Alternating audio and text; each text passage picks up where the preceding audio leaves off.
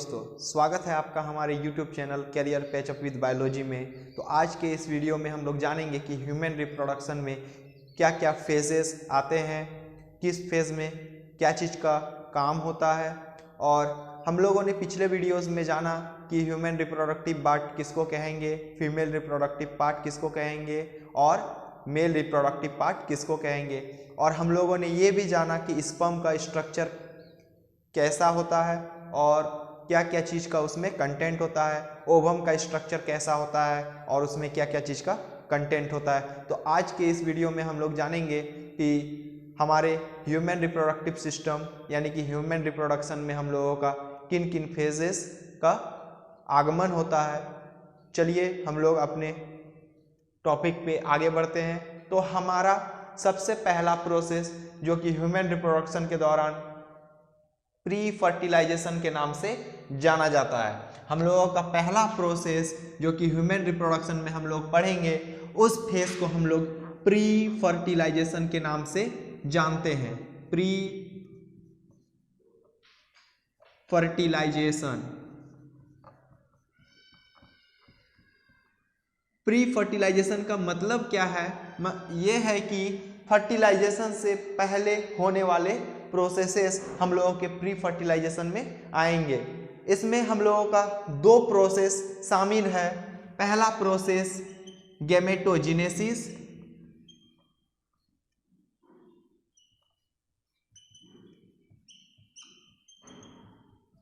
Gametogenesis और दूसरा gamete transfer.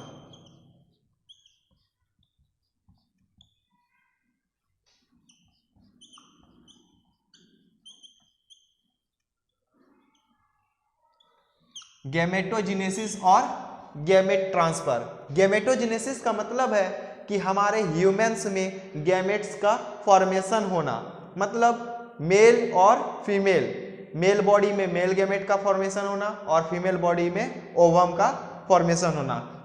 तो हमारे मेल में स्पर्म का फॉर्मेशन होने का प्रोसेस हम लोगों ने पढ़ा कि स्पर्मेटोजेनेसिस के नाम से जानते हैं। तो हमारा गैमेटोजेनेसिस में पहला प्रोसेस जो कि मेल के लिए होगा वह प्रोसेस स्पर्मेटोजेनेसिस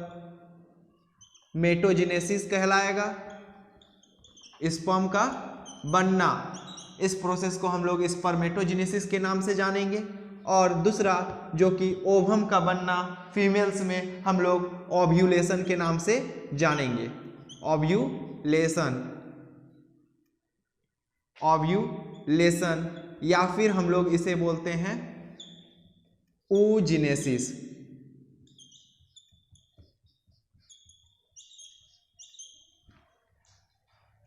स्पर्मेटोजेनेसिस और oogenesis।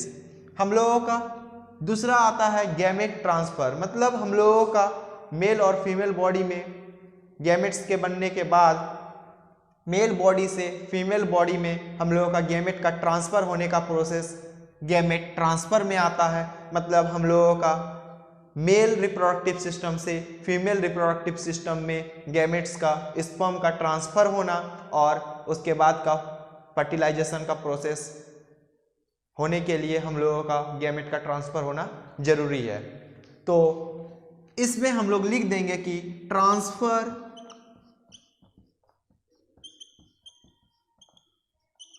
Of male gamete, transfer of male gamete to the female body. Gametogenesis होने के बाद हम लोगों का स्पर्मेटोजेनेसिस जो कि मेल स्पर्म का बनना और स्पर्म का ट्रांसफर होना हम लोगों का गैमेट ट्रांसफर के प्रोसेसेस में आएंगे। इस फेजेस को हम लोग प्री फर्टिलाइजेशन फेज के नाम से जानते हैं। स्पर्मेटोजेनेसिस में हम लोग लिख देंगे कि the formation of male gamete sperm in the male body is called spermatogenesis. And number b oogenesis में हम लोग लिख देंगे कि the formation of female gamete that is ovum in the female body is known as oogenesis। चलिए तो बारी बारी से हम लोग इन दो प्रोसेसेस यानी कि स्पर्मेटोजेनेसिस और oogenesis के बारे में सारी जानकारियां ले लें। तो हम लोगों के सामने पहला टॉपिक है स्पर्मेटोजेनेसिस। स्पर्मेटोजेनेसिस में हम लोग लिख देंगे कि the formation of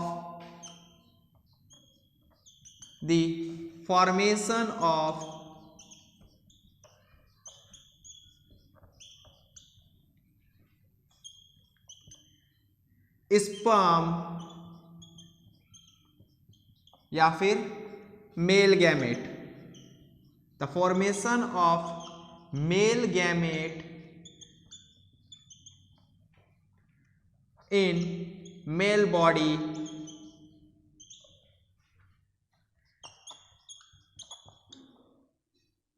is known as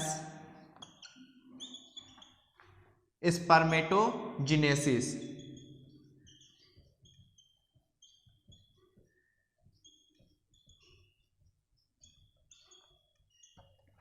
The formation of sperm या फिर male gamete in male body is known as spermatogenesis. Spermatogenesis के प्रोसेस के बाद हम लोगों का स्पर्म का बनना, स्पर्मेटिड के फॉर्म में हम लोगों का स्पर्म का बनना, उसके बाद हम लोगों का स्पर्मेटिड से स्पर्मेटोजोआ में कन्वर्ट होना, उस प्रोसेस को हम लोग बोलते हैं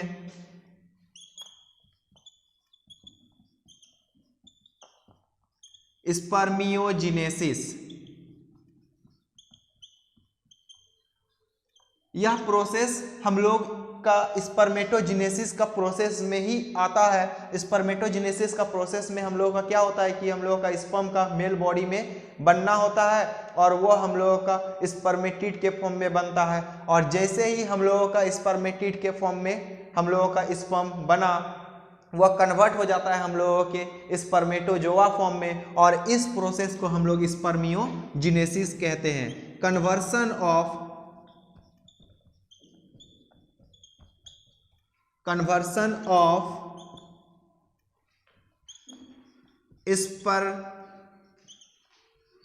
spermatids into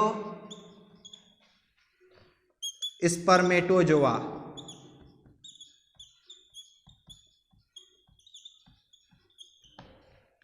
conversion of spermatid into spermatozoa, इस प्रोसेस को हम लोग बोलते हैं spermiogenesis.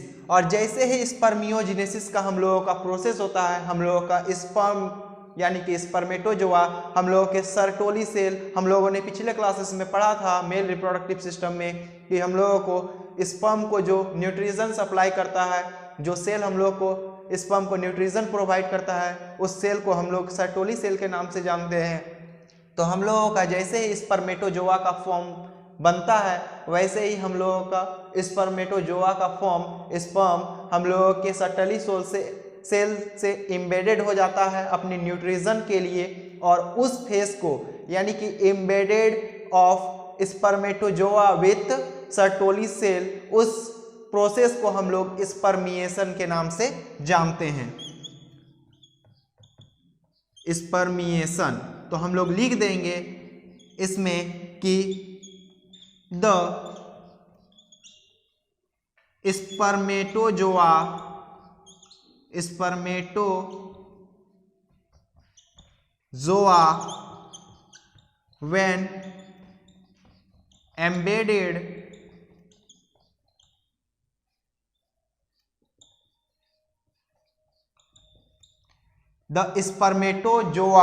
when embedded with Sertoli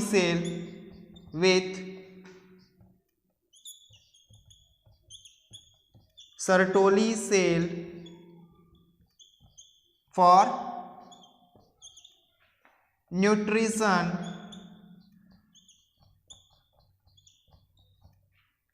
is known as spermiation।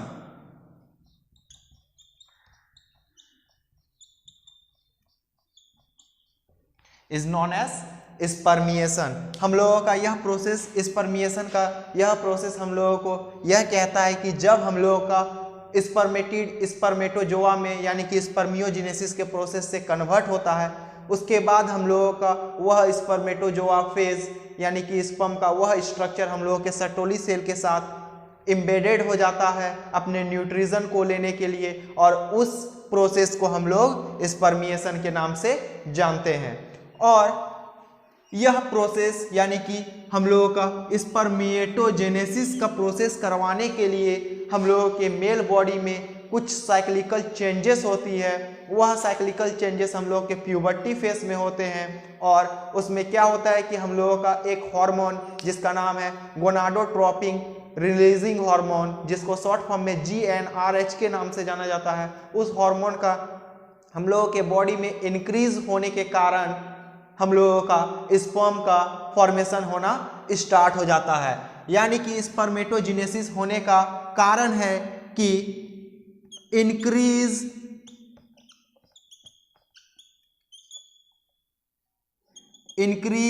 Of GnRH, इसका फुल फॉर्म है गोनाडोट्रोपिन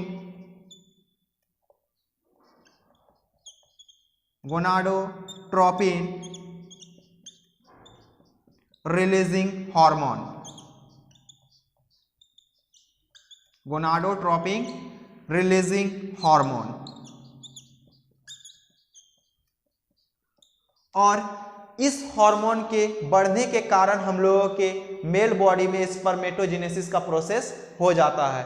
और हम लोग जब स्पर्मेटोजेनेसिस का प्रोसेस हम लोगों के बॉडी में होता है, उसके बाद हम लोग पढ़े थे पिछले क्लासेस में कि एक लेडिग नाम का सेल जो कि हम लोगों को एंड्रोजन टेस्टिस में सिक्रीशन करवाने में मदद करता है। एंड्रोजन हार्मोन का सिक्रीशन हम लोगों का लेडिग सेल के द्वारा किया जाता है, और एंड्रोजन हार्मोन और LH हार्मोन जिसको हम लोग ल्यूटेनाइजिंग हार्मोन के नाम से जानते हैं, और FSH हार्मोन जिसको हम लोग फॉलिकल स्टिमुलेटिंग हार्मोन के नाम से जानते हैं, यह हम लोगों का एक साथ काम करके हम लोगों का स्पर्मेटोजेनेसिस का प्रोसेस को सफल करता है। पहले हम लोगों का ल्यूटेनाइजिंग हार्मोन जिसको LH के नाम से जानते हैं, वह हम लोगों के एंड्रोजन के साथ मिल करके स्पर्मेटोजेनेसिस का प्रोसेस करवाता है। उसके बाद हम लोगों का FSH हार्मोन जो कि फॉलिकल स्टिमुलेटिंग हार्मोन के नाम से जानते हैं, वह हार्मोन हम लोगों के लेडिग सेल के साथ मिल करके हम लोगों का स्पर्मियोजेनेसिस, जो कि हम लोगों ने पढ़ा कि conversion of spermatid into spermatozoa, यह प्रोसेस करवाने में मदद करता है। और चूंकि हम लोगों के FSH और लेडिग सेल दोनों मिल करके हम लोगों का स्पर्मियोजेनेसिस का प्रोसेस करवाता है, तो हम लोग यह भी जानेंगे कि हम लोगों के लेडिग सेल में कुछ ऐसे फैक्टर्स मिलते हैं जिसके द्वारा हम लोगों का यह प्रोसेस हो पाता है, जो कि हम लोगों का यह FSH नाम का हार्मोन लेडिग सेल को एक्ट करने के लिए यानी कि वह फैक्टर को रिलीज करने के लिए कहता है, और जिसके कारण से हम लोगों का मेल बॉडी में स्पर्मियोजेनेसिस का प्रोसेस हो जाता है। और जैसे ही स्पर्मियोजेनेसिस का हम लोग के बॉडी में फेज होता है, प्रोसेस होता है, वैसे ही हम लोगों का स्पर्मेटोजोआ रिलीज होने के बाद हम लोगों के सर्टोली के सेल के साथ एम्बेडेड होकर के न्यूट्रिशन लेना स्टार्ट कर देता है, और उस प्रोसेस को हम लोग स्पर्मिएशन के नाम से जानते हैं। बारी बारी से लिख देंगे कि हम लोगों के बॉडी में, मेल बॉडी में कौन कौन से हार्मोन्स रिलीज होते हैं और किन किन का क्या काम होता है। तो हम लोगों का सबसे पहला हार्मोन जो हम लोगों ने सुना कि GnRH के नाम से जाना जाता है, और इसे हम लोग गोनाडोट्रोपिन हार्मोन कहते हैं। और इसका काम क्या होता है कि इसके हम लोगों के मेल बॉडी में इंक्रीजमेंट होने के कारण, हम लोगों का हाई सिक्रीशन होने के कारण स्पर्मेटोजेनेसिस का प्रोसेस हो पाता है। तो हम लोग इसमें लिख देंगे कि 8 acts as the carrier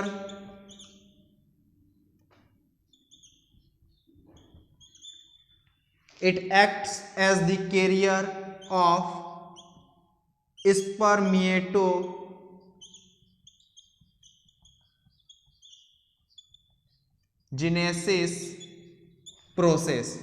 It acts as the carrier of spermatogenesis process. हम लोगों का अगला हार्मोन जो कि हम लोगों ने पढ़ा कि LH के नाम से जाना जाता है, जिसका फुल फॉर्म है ल्यूटिनाइजिंग हार्मोन, जानते हैं। और इस हार्मोन का काम है कि हम लोगों के ल्यूटिनाइजिंग हार्मोन का काम है एंड्रोजन के साथ मिल करके हम लोगों का स्पर्मेटोजेनेसिस का प्रोसेस करवाना। हम लोगों का स्पर्मेटोजेनेसिस का प्रोसेस LH और FSH और GnRH और लेडिक सेल, यह सब हम लोगों का मिल करके इस प्रोसेस को पूरा करता है। तो हम लोगों का यह LH ल्यूटिनाइजिंग हार्मोन हम लोगों के एंड्रोजन के साथ मिल करके हम लोगों का स्पर्मियोजेनेसिस का प्रोसेस करवाने में मदद करता है। हम लोगों ने पढ़ा कि गोनाडोट्रोपिन हार्मोन हम लोगों का क्या करता है कि स्पर्मेटोजेनेसिस यानी कि स्पर्म का बनने का प्रोसेस को आगे को शिफ्ट करता है।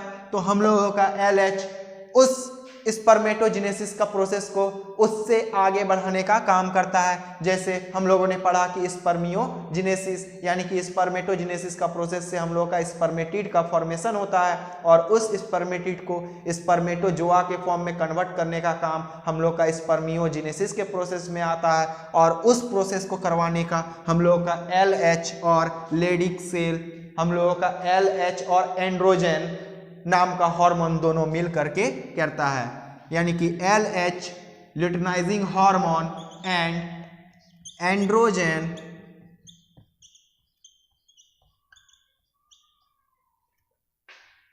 combiningly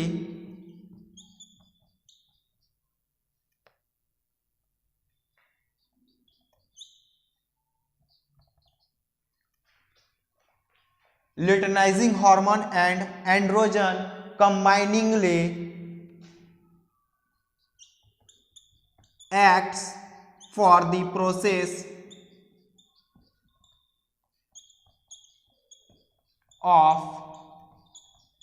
spermiogenesis।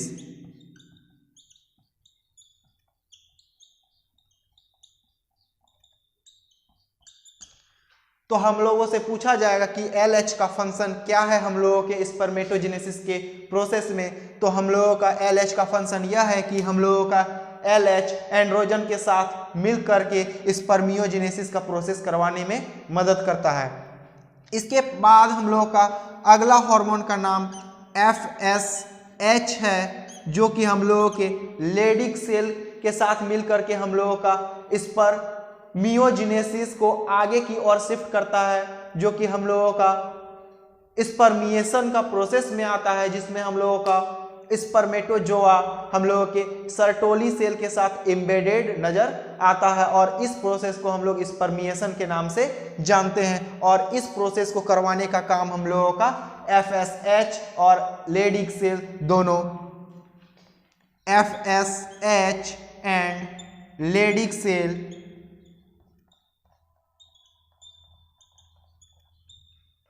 combiningly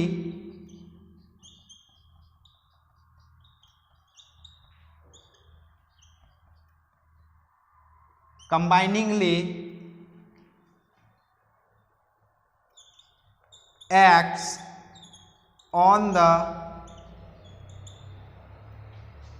process FSH and Leydig cell combiningly acts on the process after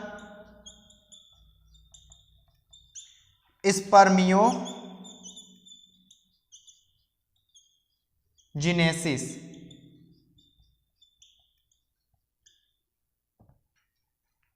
That is spermiation.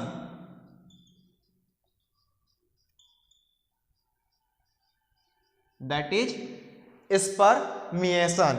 हम लोगों से पूछा जाए कि FSH का फंक्शन हम लोगों के स्पर्मेटोजेनेसिस के प्रोसेस में कब होता है, तो हम लोगों का आंसर होगा कि FSH लेडिक सेल को स्पर्मियोजेनेसिस के प्रोसेस के बाद स्पर्मिएशन का प्रोसेस करवाने के लिए उत्सुक करता है, यानी कि उसको एक्शन में आने के लिए, वही हम लोगों का FSH उसे आदेश देता है कि आपका अब काम, यानी कि आपका अब जरूरत पड़ गया है, आप अब एक्शन में आ जाएं, आप अब हमारे सेल में एक एक्टिव सेल का फंक्शन करना स्टार्ट कर दें। और यह हम लोगों का FSH के द्वारा संदेश भेजा जाता है लेडिक सेल को, और जिसके कारण से हम लोग का स्पर्मिएशन का प्रोसेस हो पाता है। इसके बाद का हम लोगों का प्रोसेस आता है कि हम लोगों ने पढ़ा कि स्पर्मेटोजेनेसिस, स्पर्म का बनना, उसके बाद हम लोगों का स्पर्म का डेवलपमेंट होना, उसके बाद हम लोगों का स्पर्मेशन जब रिलीज आउट होता है तो हम लोगों का स्पर्म एक क्वाइटस में, यानी कि एक क्वाइटस में हम लोगों का लगभग 200 से 300 मिलियंस ऑफ स्पर्म हम लोग का मेल रिप्रोडक्टिव सिस्टम से रिलीज होता है।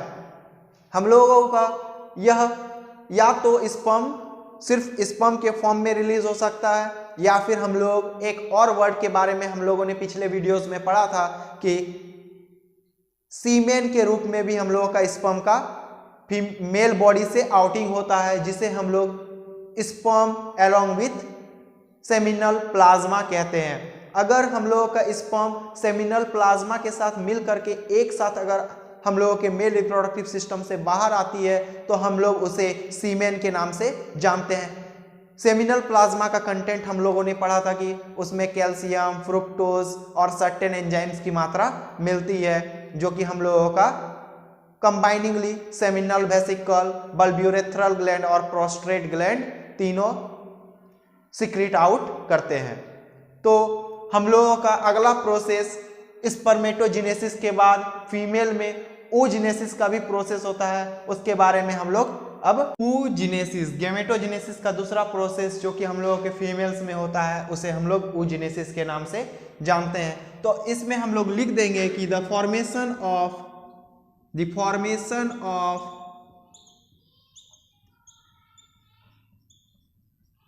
female gamete, the formation of female gamete, that is ovum in female body,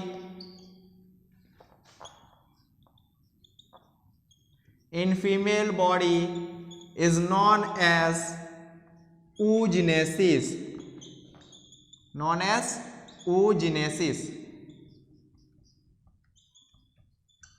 हम लोगों से अगर oogenesis क्या है अगर हम लोगों से पूछा जाए तो हम लोग लिख देंगे कि the formation of female gamete या फिर ovum in the female body is known as oogenesis। हम लोगों के oogenesis प्रोसेस में तरह तरह का चेंजेस आता है। हम लोग इसे प्यूबर्टी फेज में पढ़ते हैं। हम लोगों का फीमेल्स में puberty phase 10 to 12 years of age में स्टार्ट होता है, और इस प्रोसेस में हम लोगों का फीमेल्स में ओवम का बनना स्टार्ट हो जाता है। तो हम लोगों का ओवम का 3 फेस होता है। तो हम लोग पहला फेस प्राइमरी oocyte के नाम से जानते हैं। प्राइमरी oocyte जो कि हम लोगों का बेबी का जन्म होने से पहले जो हम लोगों का ओवम का जो बनना होता है उसे हम लोग प्राइमरी oocyte बोलते हैं। और हम लोगों के बर्थ के बाद सेकेंडरी oocyte का फॉर्मेशन होता है, और उसके बाद हम लोग का टर्सरी oocyte जो कि हम लोगों का ग्राफियन फॉलिकल के मदद से रिलीज आउट हो जाता है। तो हम लोग पढ़ेंगे कि हम लोगों के इसमें प्राइमरी oocyte पहले हम लोगों के बर्थ होने से पहले फीमेल बॉडी में बनता है, और वह हम लोगों का माइटोटिक डिवीजन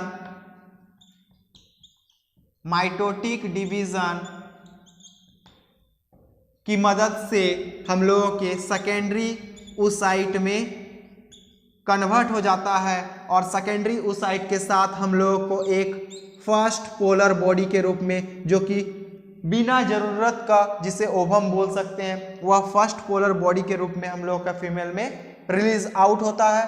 और यह सेकेंडरी oocyte हम लोगों के बर्थ फेज और चाइल्डहुड फेज और हम लोगों का यह प्यूबर्टी फेज में हम लोग का सेकेंडरी oocyte का रिलीज होता है आफ्टर माइटोटिक डिवीजन। इसके बाद सेकेंडरी oocyte हम लोगों का मियोसिस का प्रोसेस के मदद से मियोसिस डिवीजन के प्रोसेस के मदद से हम लोगों के टर्सरी oocyte में कन्वर्ट हो जाता है, जिसे हम लोग ओवम के नाम से जानते हैं। सेकेंडरी oocyte से हम लोगों का टर्सरी oocyte में कन्वर्ट हो जाता है, जिसे हम लोग ओवम के नाम से जानते हैं। और इसमें भी एक पोलर बॉडी का फॉर्मेशन होता है, इसे हम लोग सेकेंड पोलर बॉडी के नाम से जानते हैं, इसे फर्स्ट पोलर बॉडी कहते हैं। तो हम लोगों से अगर पूछा जाएगा कि oogenesis का प्रोसेस क्या है, तो हम लोग लिखेंगे कि the formation of ovum in the female body is known as oogenesis। और हम लोगों ने बहुत बार सुना होगा कि एक प्रोसेस जो कि ओव्यूलेशन नाम से जाना जाता है, उस प्रोसेस को हम लोग बोलते हैं कि the release of ovum from the ovary is known as ovulation. तो हम लोग लिख देंगे कि ओव्यूलेशन वह प्रोसेस है release of ovum from ovary. Release of ovum from ovary is known as ovulation. और इसके बाद हम लोगों का ओव्यूलेशन का प्रोसेस जैसे ही होता है, हम लोगों ने फीमेल रिप्रोडक्टिव सिस्टम में पढ़ा था कि ओव्यूलेशन का प्रोसेस जैसे ही हम लोगों का ओवम का रिलीज ओवेरी से होता है, वैसे ही हम लोगों का फिंगर लाइक स्ट्रक्चर, जिसे हम लोग फिम्बेरी के नाम से जानते हैं, वह हम लोगों का ओवम को कैच करके फेलोपियन ट्यूब यानी कि ओविडक्ट में डाल देता है। और हम लोगों का ओविडक्ट में 3 पार्ट्स हम लोगों ने पढ़ा, इनफंडिबुलम, इस्थीमस, एम्पुला। ये 3 पार्ट हम लोगों के फेलोपियन ट्यूब बने होते हैं। और हम लोगों का इसी ट्यूब लाइक स्ट्रक्चर में, जिसे हम लोग फेलोपियन ट्यूब के नाम से जानते हैं, इसी स्ट्रक्चर में हम लोगों का फ्यूजन ऑफ गैमेट मेल और फीमेल कैरी करता है, जिसे हम लोग फर्टिलाइजेशन के प्रोसेस में पढ़ेंगे। और हम लोगों का इस प्रोसेस का जो कि फ्यूजन ऑफ गैमेट हम लोगों के फेलोपियन ट्यूब के इस्थीमस वाले पार्ट में होता है।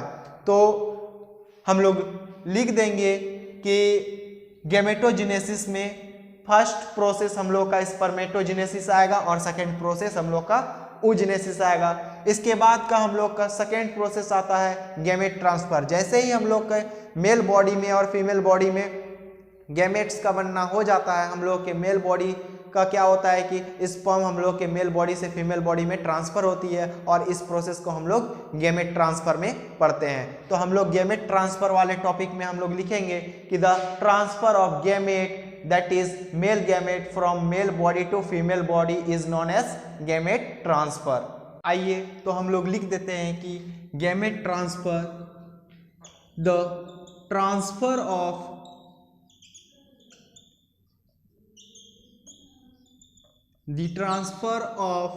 male gamete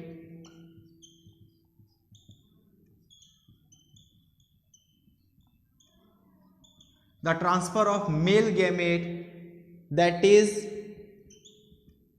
sperm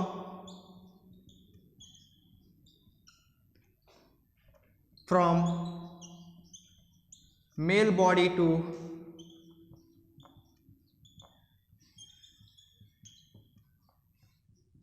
female body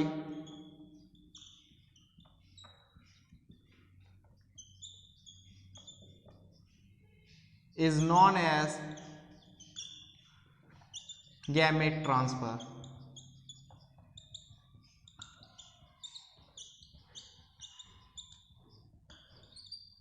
is known as gamete transfer. तो आज के इस वीडियो में हम लोग पढ़े कि प्री फर्टिलाइजेशन के कि क्या क्या फेसेस होते हैं।